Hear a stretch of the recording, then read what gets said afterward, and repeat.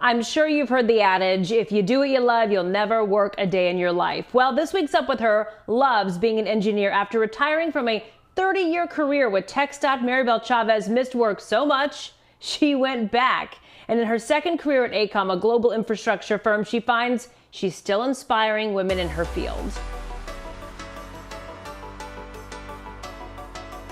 Maribel Chavez grew up on a farm outside Pecos, Texas, arguably the middle of nowhere, but surrounded by support. It was my older brothers who kept telling me I had an aptitude for math and science and kept encouraging me to take more math and science. Demanding subjects made more difficult because English was not her first language.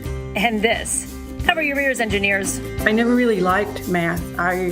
I could do math, I was good at math, but I did not like math. Chavez struggled to find a job fresh out of college until a spontaneous stop off at Texas Department of Transportation to see if they were hiring. An impromptu meeting changed her life. He said, well, what are you filling out an application for? I said, I'm an engineer. And he said, I've never met a female engineer. He said, you have a couple of minutes to talk? By the end of the day, Chavez had a job offer. Years later, she became the first female district engineer at TxDOT. One of the things that I learned was that if I was respectful and if I was open-minded, that people would want to work with me and people would want to give me a chance. Chavez rarely turned down a project, but with her success came some hard truths. You can't have it all.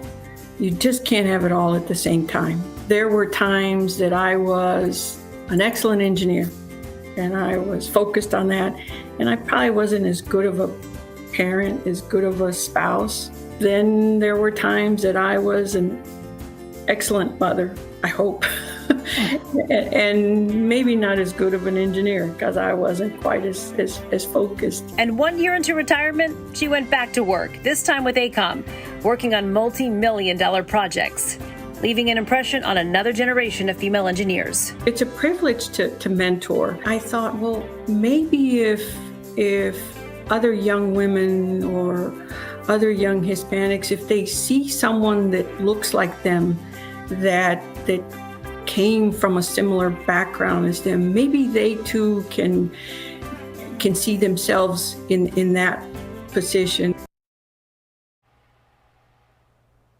And so get this, Chavez told me that it took 31 years before she worked underneath the supervision of a woman. So she said, of course, a lot of progress has been made since she started as an engineer all those years ago.